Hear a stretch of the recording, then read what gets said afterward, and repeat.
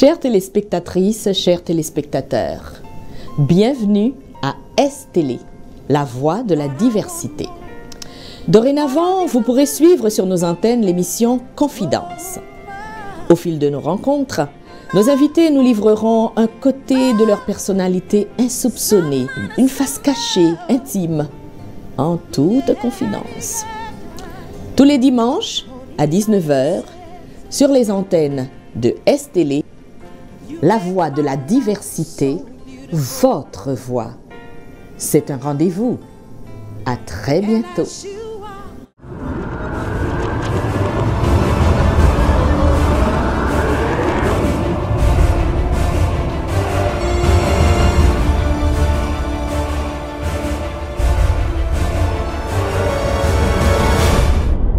Mesdames, Messieurs, bonsoir.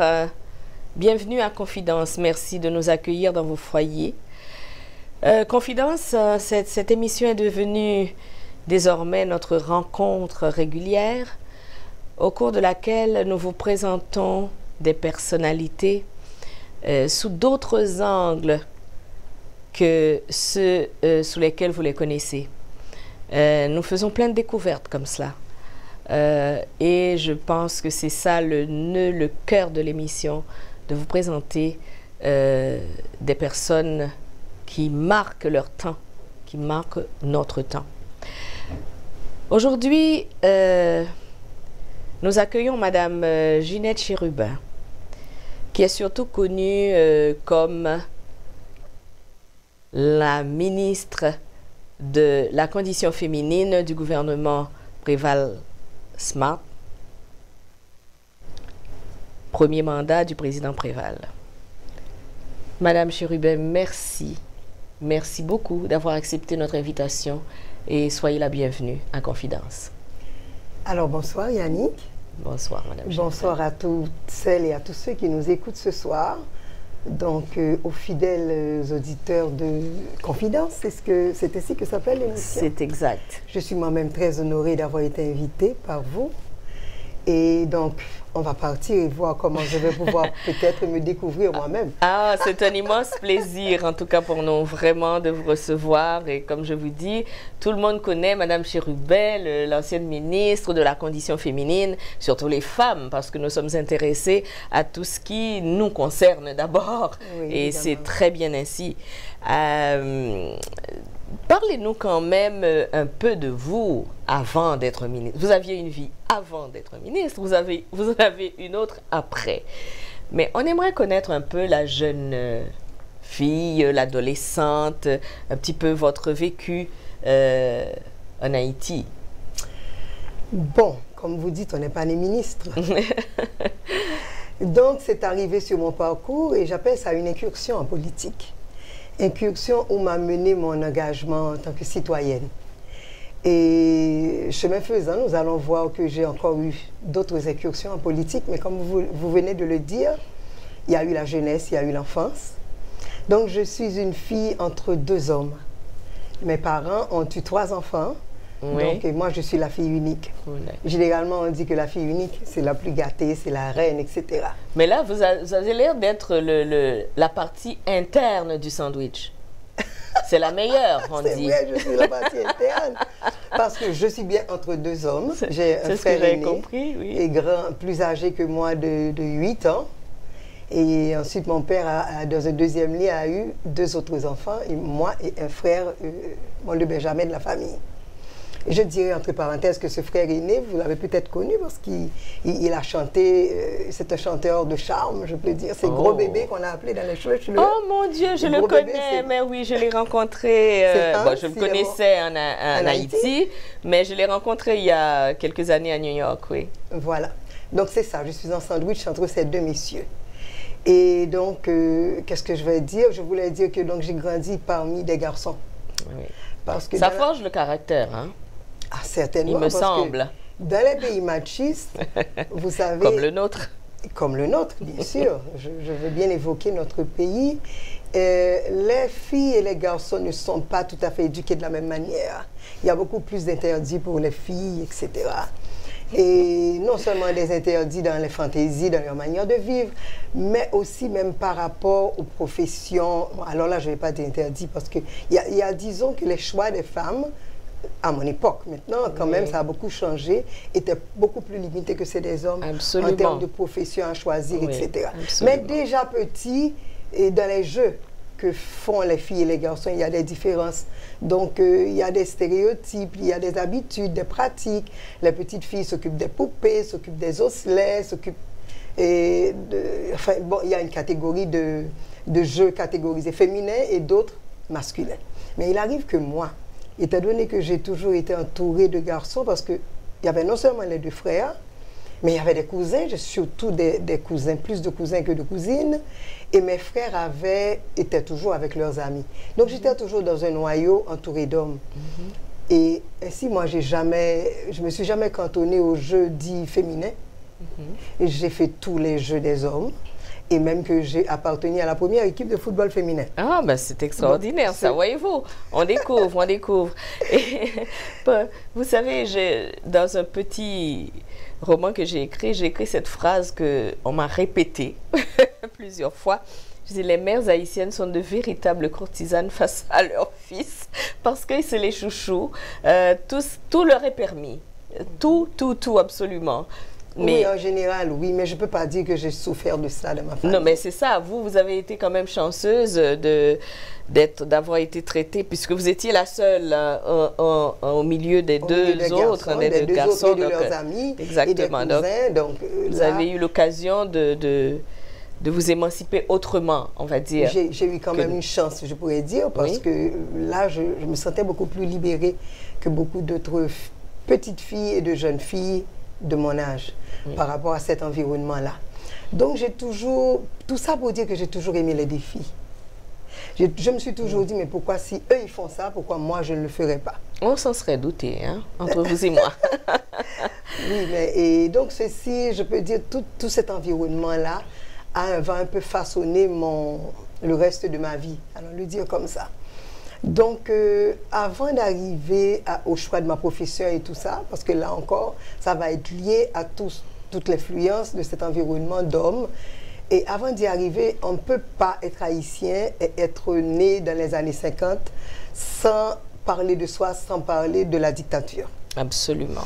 Parce que la dictature nous a manqué, je pense, toutes les familles haïtiennes d'une manière ou d'une autre. Il n'y en a pas une qui n'ait pas été d'une manière ou d'une autre Pourquoi je le affectée. dis? Parce que alors que cette manière a été douloureuse pour certaines familles, mais il y en a d'autres qui jouissaient de tout ça. Évidemment, c'est les deux côtés de la médaille toujours dans ce genre de situation. Aussi, je ne pense pas qu'une famille de cette époque puisse dire que moi, j'ai jamais été concernée par Duvalier. Oh, ce n'est pas possible. Ce n'est pas possible. Ce qui me revient toujours à l'esprit, et ça m'a marqué beaucoup dans ma vie, toute ma vie et jusqu'à maintenant.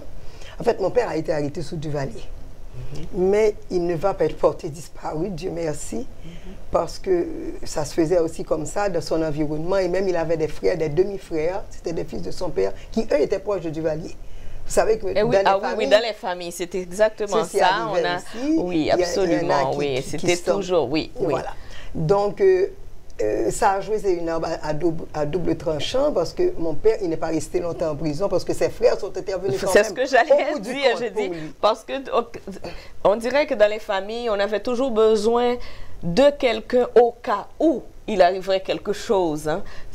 Souvent, dans les familles, il y avait cela. Bon, disons qu'on ne le cherchait pas nécessairement, mais quand il y avait quelqu'un de l'autre côté, c'était quand même, je pourrais dire, comme un truc de sécurité, là, quelque part. C'est exactement ce que je dis. C'est pas qu'on veuille absolument, mais c'est comme si que quelqu'un soit de l'autre côté, on n'était jamais comme ennemi avec cette personne parce qu'on ne sait jamais si quelque chose arrive, c'est pas cette personne qui va sauver un membre de la famille.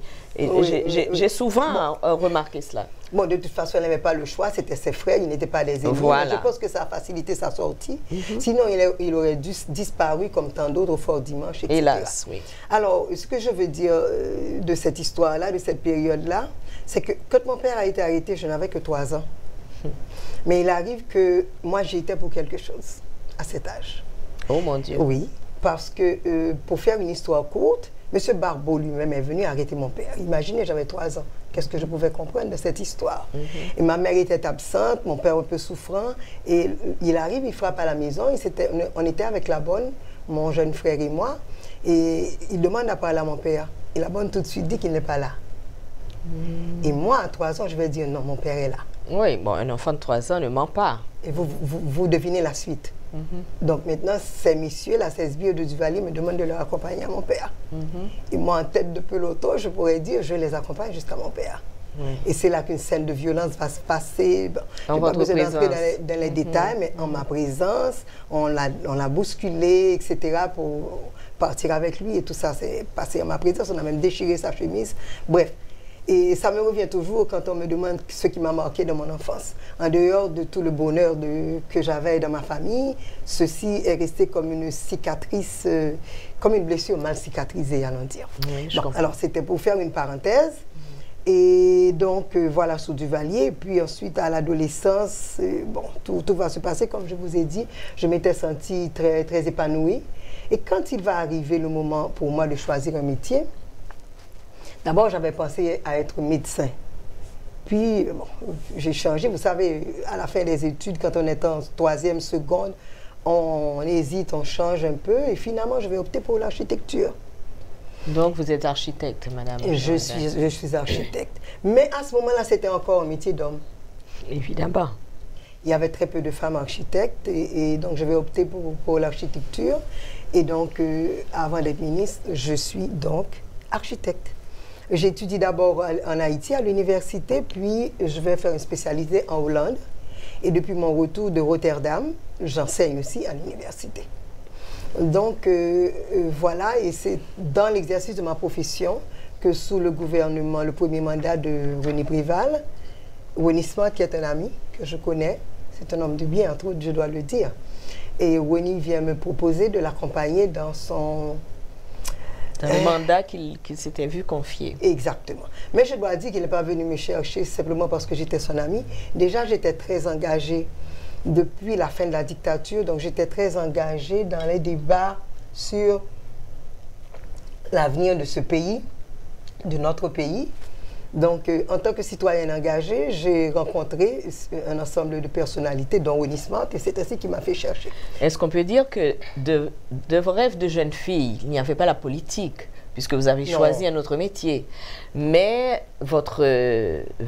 pourrait-on dire que votre vécu vous a conduit quand même un peu? C'est-à-dire, si vous n'avez pas hésité à dire oui, c'est que quelque part, vous vouliez...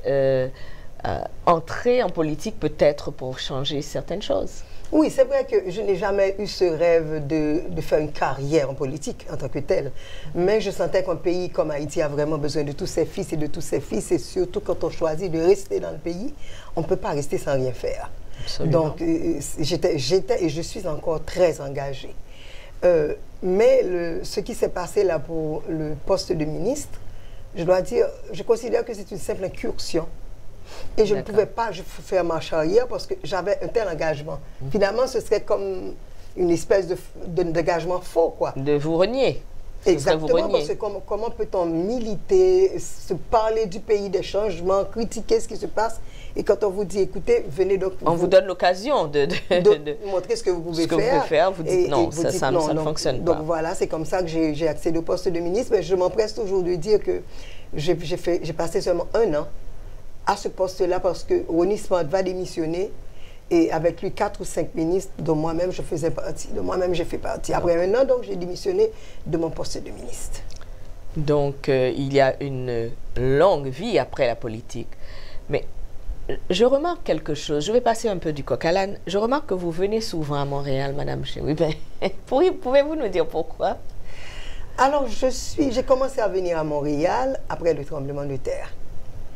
Parce que un de mes fils, qui lui a pu sauver sa famille par miracle, parce que leur maison s'est effondrée sur sa femme et ses enfants. Oh mon Dieu.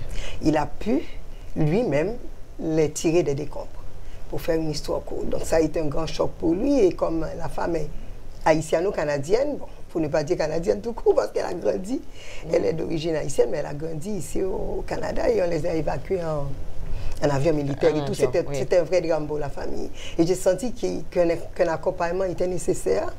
Donc, j'ai commencé à venir à Montréal pour cela. Mais entre-temps, je suis devenue amoureuse de Montréal aussi. Ah! Les Montréalais de toutes origines vont apprécier cela. Oui, j'aime bien. Bon, j'ai beaucoup voyagé, mais vous savez, quand vous allez dans un pays où on parle votre langue, où vous sentez qu'il y a quand même un patrimoine commun, quelque chose de commun, vous vous sentez quand même mieux. Je comprends très bien ce que vous dites, d'autant plus que non seulement on parle votre langue, mais on vous accueille. On a l'impression c'est l'un des pays qui a le mieux accueilli les Haïtiens. C'est ce que j'ai compris aussi. C'est ça. Et j'ai vu la communauté haïtienne ici, je l'ai sentie différente de la communauté haïtienne aux États-Unis, par exemple. Par exemple, ou même de la France, ou de n'importe quel pays. Aussi, oui. Exactement. Donc, je ne sais pas, il semble que vous êtes mieux intégrés. Je ne sais pas si c'est une impression. Mais elle n'est pas fausse. Elle n'est pas fausse. Je ne dirais qu'elle n'est pas fausse. Donc, tout ceci m'a attirée. Oui. Et donc, j'ai encore de la famille ici. Mon fils est encore ici, ses enfants et tout. Et donc, je continue à venir à Montréal tous les ans. Et voilà que récemment, j'ai eu aussi une résidence d'écriture parce que j'écris. Ah mon Dieu, c'est toute madame est aussi écrivaine. Oui. Donc, surtout en poésie, en roman, mais après mon passage en politique, j'ai fait sortir un livre. Le ventre pourri de la bête. Le ventre pourri de la bête. Qui parle de mes 2 incursions en politique, parce qu'on a parlé de mon expérience en tant que ministre. J'ai été aussi désignée par les associations de femmes au Conseil électoral provisoire. Et donc c'est un autre genre de mandat politique, on va dire. Pouvez-vous nous en parler un peu?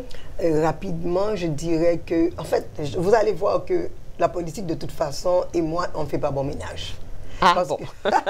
La première fois, donc j'ai démissionné, je vous ai dit, avec Onismart. Et la deuxième fois, je vais arrêter mes services, allons dire, avec fracas, parce que je vais refuser de signer les résultats qui donneront Michel Martelly et puis tous les autres qui ont été nommés en 2010. Et il y avait vraiment trop d'implications de l'international, enfin beaucoup de dessous que j'ai dénoncé dans ce livre-là, Le ventre pourri de la bête. J'ai expliqué ce qui s'est passé. Donc moi, j'étais le seul membre du CEP à n'avoir pas signé ces résultats-là. Et j'ai démissionné aussi. Parce que cette équipe qui était avec moi, c'est un conseil de 9 membres, comme les autres, mais les 8 autres membres sont restés une ou deux années après moi. Alors que moi, j'ai démissionné également. Ils ont tous signé le document que vous avez refusé de signer. Ils sont partis bien après moi. Donc voilà, 2 incursions politiques et mauvais ménage. Donc vous êtes faite pour autre chose maintenant. Mais ceci ne diminue en rien mon engagement pour le pays. Non, je comprends très bien. On n'est pas obligé d'être. On n'est pas obligé d'être sur le devant de la scène ou dans un poste politique pour faire de la politique. Exactement. On s'entend. Exactement. Donc vous servez le pays autrement. Particulièrement, même en écrivant, en dénonçant certaines choses, on sert son pays. Bon, mais je sers le pays de plusieurs manières. Par exemple, j'enseigne depuis mon retour de la Hollande de 85 par là. J'enseigne à l'Université d'État d'Haïti, j'enseigne aussi à Quisqueya. C'est déjà informer les jeunes. C'est l'un des plus beaux métiers qui puisse exister, c'est de pouvoir transmettre des connaissances à une génération plus jeune. C'est déjà un engagement pour le pays. C'est le meilleur engagement. Moi, si je peux me permettre de dire, aussi. Oui, absolument. Former la jeunesse, c'est vraiment une mission très importante. Oui, donc il y a ce volet-là. Et comme je vous dis maintenant, en termes d'engagement citoyen, j'appartiens à des organisations de la société civile. Et donc, on analyse ce qui peut être fait, on accompagne les municipalités. Donc, on est dans plusieurs domaines, en fait, bien. Dans la société civile aussi, j'apporte une contribution que j'espère valable et qui sera aussi porteuse pour le pays. Mais je ne peux pas abandonner ma famille. C'est certain, c'est certain. Il y a de la place pour eux. Justement, c'était ma prochaine question. Et la famille dans tout cela? Parce que vous avez l'air d'être tellement occupé qu'on se demande, mais la famille, elle est où là-dedans? Bon, on a parlé du fils qui est venu ici. Oui, effectivement, vous l'avez accompagné, vous l'accompagnez toujours, j'imagine, puisque vous êtes quand même ici de temps en temps. Mais La vie familiale ressemble à quoi? Mais avant d'arriver là, je me suis mariée, j'étais encore à l'université. Et donc, j'ai pris le temps d'avoir ma licence avant d'accepter, même la famille commence par là, d'avoir mon premier fils, celui qui est ici. Donc, il faut toujours jauger, il faut toujours jouer avec les deux, se dire que oui, je suis avec les étudiants, je suis avec le pays, mais il faut la famille, il faut y penser aussi. Donc, je savais d'abord que si j'avais un enfant avant de terminer mes études, peut-être que je n'aurais pas continué. Exactement. Donc déjà, là, c'était la famille, allons dire, qui était un petit peu sacrifiée. J'ai attendu. Puis ensuite, j'ai eu 3 garçons. Et je suis une femme divorcée. Ça, c'est pas une nouvelle. En Haïti, il y a surtout des familles monoparentales avec des femmes ça, comme chef de famille. Ça, c'est pas une nouvelle par les temps qui courent, on va dire. Non, en Haïti, c'est pas seulement par les temps qui courent. Hein.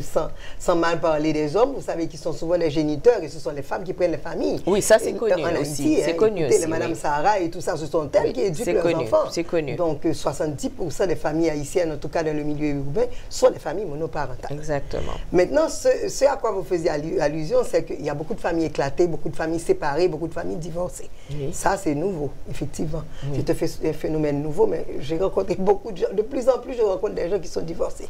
Bref, c'était pour dire que ça n'a pas été simple, parce que divorcer, mère de 3 enfants, et être engagé comme je vous l'ai dit là, ça a été difficile, mais quand même, je pense que j'ai pu trouver un certain équilibre. Vous avez réussi à trouver un équilibre. C'est difficile qu'on dise soi-même qu'on a réussi, mais j'ai trouvé un certain équilibre.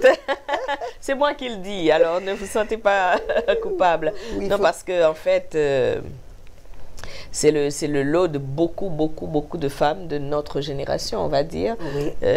Donc, on n'a pas le choix que d'attacher sa ceinture, comme disaient nos grands-mères, et de continuer.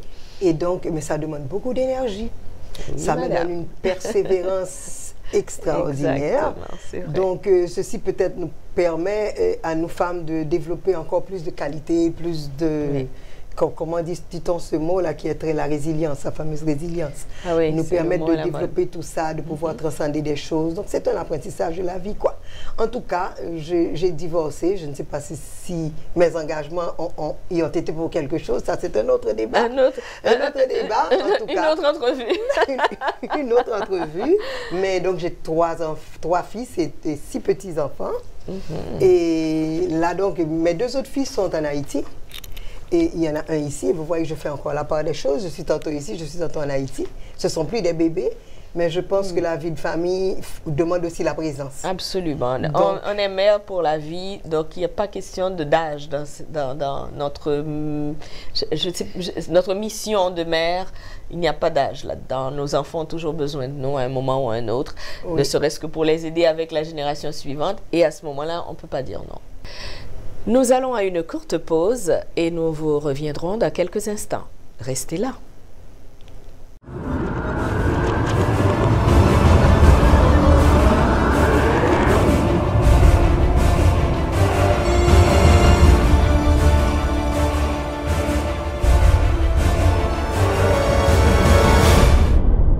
Chères téléspectatrices, chers téléspectateurs, bienvenue à STélé. La voix de la diversité. Dorénavant, vous pourrez suivre sur nos antennes l'émission Confidence. Au fil de nos rencontres, nos invités nous livreront un côté de leur personnalité insoupçonnée, une face cachée, intime, en toute confidence. Tous les dimanches, à 19 h, sur les antennes de STélé, la voix de la diversité, votre voix. C'est un rendez-vous. À très bientôt.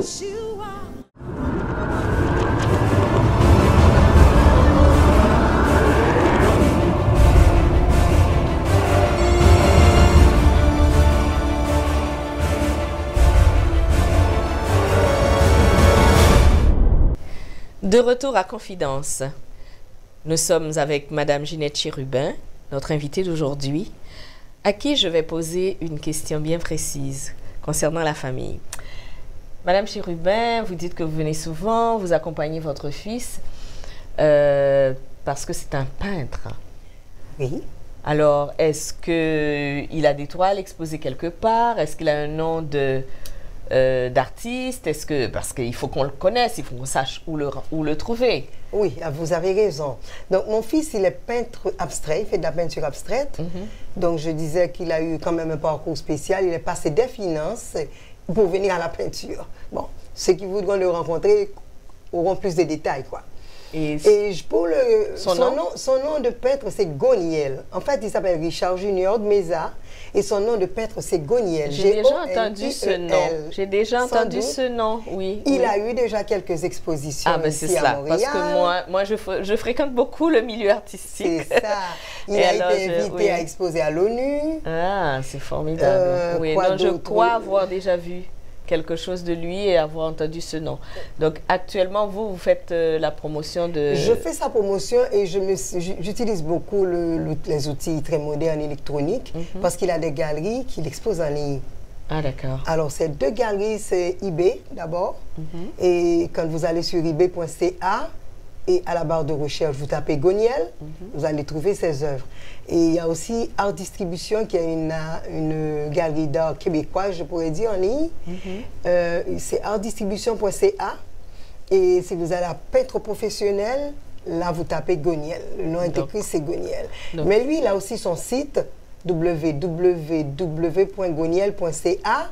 Et enfin, il y a son courriel, bien sûr, goniel@goniel.ca. Voilà. D'accord. Si on va sur le site Internet que lui-même, son site, vous avez dit www.goniel.ca. On va déjà pouvoir trouver les moyens de communiquer avec lui. On va voir les peintures. Donc, il a son atelier à Laval et vous aurez toutes les informations à partir de son site. C'est exact. Bon, alors... il faut aller le visiter. Hein? Absolument, absolument, j'irai, certainement. Donc, voilà. Mais... est-ce que j'ai dit aussi que je suis venue à Montréal parce que j'ai obtenu une bourse littéraire? Oui, vous êtes en résidence. Pas maintenant, c'était l'an dernier. Vous étiez en résidence, j'ai obtenu une résidence, oui. J'ai été sélectionnée par l'UNEC. L'UNEC, donc l'Union des écrivaines et des écrivains québécois, et la coopération canadienne. Donc, ils ont financé cette bourse d'écriture. Ce qui va sortir, c'est un livre qui s'appelle Triple Trans. Oh, est-ce que c'est un recueil de poésie? Est-ce que c'est un roman? Est-ce que c'est un essai? C'est à mi-chemin entre la fiction et la réalité parce que c'est inspiré par le tremblement de terre. Oh. Alors, la transe, c'est à la fois la transe de la Terre et c'est aussi la transe d'Haïti. Oui, absolument. Et puis, c'est également la transe physique de ceux qui ont vécu, qui étaient sur les décombres. Donc, il y a 3 mondes superposés dans mon livre. Je pense que c'est... On a hâte de vous lire, madame. On a hâte de vous lire, absolument. Merci, ça va venir bientôt. Oui, alors on espère un lancement, quelque chose qui va nous permettre de découvrir cela. Et puis, maintenant, les projets. À part ce livre que nous attendons, est-ce que vous avez d'autres projets? Je suis déjà sur beaucoup de projets, non? Ben oui, je sais. Non, ce que je veux dire, c'est que là, on ne savait... La résidence d'écriture, là, vous venez de nous dire, c'est un bouquin qui va sortir et on attend incessamment que ça sorte. Mais... à part cela, vous êtes impliqué aussi dans la société civile en Haïti. Est-ce qu'il y a des projets en cours ou est-ce que c'est justement les projets déjà en cours qui continuent ou est-ce qu'il y en a d'autres que vous aimeriez accompagner? Alors là, je ne dirais pas projet parce qu'on est en plein dans la lutte et dans le débat. Et là, le dossier le plus crucial, c'est le dossier de Petro-Caribé. Et j'appartiens à un groupe, le collectif du 4 décembre, qui avait lancé l'an dernier la première grande manifestation pour la reddition de comptes par rapport au dossier Petro-Caribé. Voilà, voyez-vous, il y en a encore. Si je vous pose des questions, je vais en savoir plus. Alors, je veux dire, encore dans les mêmes domaines. Oui. Ok, non. Mais je veux de plus en plus me trouver de temps pour écrire, parce que ça, c'est vraiment là où je me sens bien, c'est dans l'écriture. Je veux me créer plus de temps, et pour le moment, je suis encore obligée de penser au pays, de penser à la promotion de mon fils, etc. Et petite parenthèse, c'est que je viens souvent à Montréal, parce que je suis invitée aussi, en tant qu'ex-ministre à la condition féminine, à certaines activités. On s'est rencontrés à une activité d'Ecomet. Effectivement, oui. Vous vous rappelez? Donc, Ecomet, cette association de femmes, et dirigée par Mme Durosel, m'a souvent invitée aussi à faire des interventions. Oui, effectivement. Et c'est un plaisir aussi pour moi de venir partager mes expériences dans le domaine, notamment dans le domaine de la condition féminine, en tant qu'ex-ministre, et aussi renseigner sur ce qui se passe actuellement par rapport aux conditions de la femme et au rapport de genre en Haïti. Donc, ça aussi, c'est un des domaines que je touche souvent quand je viens à Montréal. Oui. Donc, mon rêve, c'est trouver plus de temps pour écrire. C'est un art. Vous avez parlé de poésie aussi. Donc, avez-vous sorti un recueil de poésie? Je regrette de n'être pas venue avec mes livres là. Oui, j'ai sorti un premier recueil. Il y en a un autre aussi en préparation. Mais la série va s'appeler Pépite. Ah, alors, le premier, c'est Pépite 1. Ah, j'aurais pu vous dire un poème, par exemple. Ah ben, c'est pas trop tard, on a encore le temps. Je ne peux que les lire. Je ne les retiens pas. Vous ne les retenez pas? Non, je ne les retiens pas. Et puis, donc, voilà, je souhaite donc avoir plus de temps pour cet art-là, l'art d'écrire. Et donc, pour me faire plaisir plus à moi-même. Mais vous savez, faire la promotion de mon fils, c'est aussi être dans l'art. Parce que là, je vois ces couleurs à tout moment, je les montre à d'autres. Oui. Donc, c'est ça, un peu plus de temps dans l'art et pour moi-même. Voilà. Beau projet en perspective, mais maintenant, Madame Chérubin, on arrive un peu vers la fin de notre émission. Pas encore. Parce que j'aimerais que vous nous disiez, avec toute cette expérience que vous avez accumulée, avec cette vie extraordinaire que vous avez eue, j'aimerais que vous parliez à nos jeunes filles, nos jeunes femmes, qui vous regardent comme un exemple de réussite. Vous en êtes un. Et qui ont des rêves, comme vous, quand vous étiez jeune, qui ont des désirs, des projets, des espoirs pour leur avenir. Qu'est-ce que vous leur diriez? Ben, je vais d'abord m'adresser aux jeunes filles et aux jeunes hommes pour leur dire que la chose la plus importante, je pense, dans la vie, c'est de savoir ce qu'on veut. Savoir ce qu'on veut ne veut pas dire avoir une idée et se fermé là-dedans. Il est intéressant d'être ouvert vers les autres, d'écouter les autres, de savoir la perception qu'ils ont de vous. Et ceci peut vous amener à mieux vous connaître vous-même et à mieux faire les choix. Mais une fois que vous avez choisi, restez là et allez sur cette ligne-là. Parce que si vous vous dispersez, ce sera difficile d'accomplir réellement ce que vous faites et d'y réussir. Donc, c'est d'abord ça, savoir ce qu'on veut. Et être persévérant aussi. Rien n'est facile dans cette vie. Ça, c'est vrai. Vous allez rencontrer beaucoup d'embûches, beaucoup de difficultés, mais dites-vous, je peux. Et le je peux, c'est ce qui va pouvoir vous mener très loin. Et à chaque fois que vous aurez l'impression d'avoir fait quelques pas en arrière, vous vous dites, je vais en faire deux en avant. Un pas en arrière, nous allons en faire deux. Mais toujours en allant vers vos objectifs. Et aux jeunes filles, je dirais, ne vous laissez pas enfermer dans les carcans traditionnels. Ne vous laissez pas dire que ah non, vous ne réussirez pas ceci, vous ne réussirez pas cela. Vous faites encore vos choix en fonction de ce que vous sentez, de ce que vous aimez, de ce que vous voudriez être. Parce qu'il faut avoir une vision d'avenir de vous aussi. Donc moi, disons, j'ai 16 ans là maintenant, qui est-ce que j'aurais aimé être à 40 ans, à 30 ans? Fixez cette personne-là et construisez-vous pour devenir en effet la personne que vous avez en tête, que vous rêvez, que vous visez, enfin dont vous rêvez et que vous visez. C'est ça. Ayez un rêve, dites je voudrais être comme ça et cherchez la voie. Médecin ou ce que vous voulez. Architecte, médecin, artiste, artiste, ce que vous voulez, entrepreneur, tout ce que... Parce que actuellement, pour nos jeunes, c'est sky's the limit, comme on dit. Parce que nous, notre génération, on avait beaucoup de barrières pour toutes sortes de choses, mais maintenant, les jeunes, je pense qu'ils ont beaucoup plus de possibilités de faire des choses moins traditionnelles. Et qu'est-ce que vous dites de cela? Oui, je suis d'accord. Vraiment, ils ont une gamme et des choix énormes. Le champ est très large. Et comme on le disait, on a toujours dit, mais je ne me rappelle plus de quel auteur l'a dit, il n'y a pas de ce métier, il n'y a que de ce genre. Ça veut dire, on connaît très bien cet adage, mais me dire de là où il vient, je ne sais plus. Hein. Vous savez que madame, la culture, c'est ce qui reste quand on a tout oublié. Donc, c'est sûr que vous avez gardé l'essentiel, et moi aussi, parce que je ne pourrais pas vous dire c'est qui l'auteur. Donc, choisissez ce que vous voulez être médecin, pilote, architecte, infirmière. Ce que vous voulez. Tout est beau, vous savez, comme on dit ici. Il y a une jeune haïtienne qui conduit les immenses camions que vous voyez qui Par font la exemple, route. J'en connais les une qui fait la véhicules route, là. les véhicules, oui, entre les États-Unis et le Canada. Ah oui, mais il y a des femmes brillantes qui sont des C'est ça, astronautes aussi, c'est par ça, exemple. c'est ça son métier. Alors, quand Et je c'est dis, je ne voulais pas extraordinaire. seulement parler de métier, parce qu'il y a aussi la personnalité à construire. Ah oui, oh oui, oui. Vous voyez? L'un Donc, ne c'est va pas vrai sans que- l'autre. Quand je parlais de choix et que je vous disais que profilez-vous une silhouette de la personne que vous voulez être dans quelques années, et c'est dans la manière de vous tenir, hein, dans la manière d'être avec les autres, d'interagir avec les autres, c'est tout ça. Construire une personnalité, c'est tout ça finalement. Donc c'est pas seulement la profession, le métier, mais c'est ça. Qui Oui, vous mais- voulez être et agissez en conséquence pour construire cet Absolument. être-là. Rapprochez-vous de cet être-là. Et finalement, plus vous vous rapprocherez de cette personne, mieux vous allez vous sentir de votre peau. Et plus vous allez vous aimer. Et C'est plus- important ça, c'est de important. s'aimer. Ça, c'est important.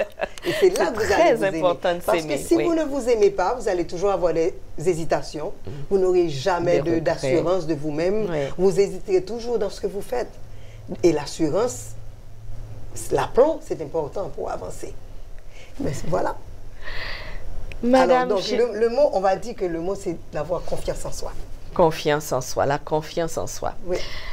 Madame Chérubin, merci infiniment d'être venue nous rencontrer à Estélé. Merci d'avoir accepté notre invitation. Merci de nous avoir révélé, de nous avoir permis de vous découvrir, de découvrir toute cette immense femme que vous êtes, Ah mais là que là. nous ne connaissions pas. Et merci pour cette conversation à bâton rompu. Merci pour votre passage à Confidence. C'est la fin de notre émission. Nous vous remercions d'avoir été avec nous, d'avoir participé en quelque sorte à cette conversation.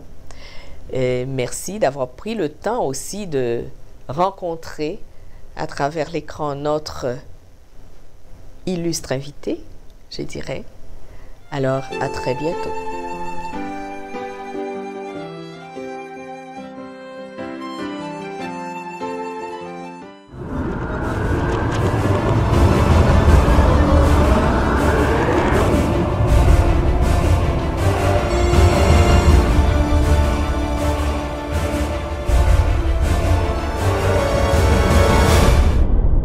Chères téléspectatrices, chers téléspectateurs, bienvenue à Estélé, la voix de la diversité.